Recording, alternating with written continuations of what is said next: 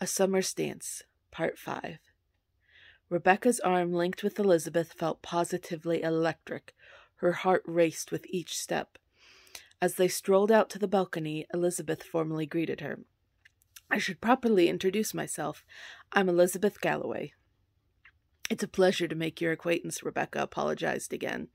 "I really am sorry about your dress." "It's all right, Miss McCrae. If I were in your position, I should have been sound asleep.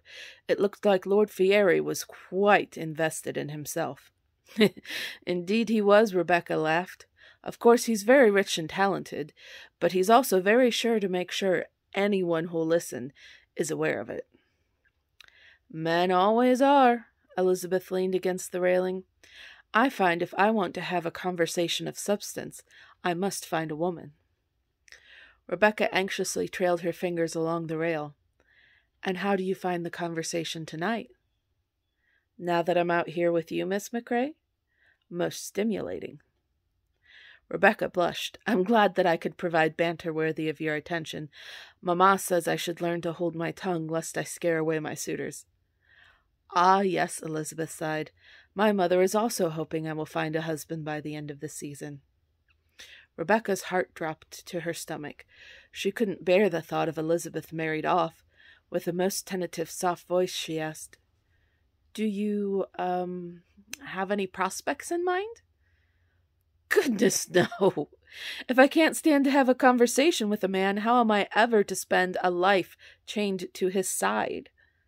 Relief washed over Rebecca. She couldn't quite put her finger on it, but Elizabeth stirred her to feel something she'd never felt before.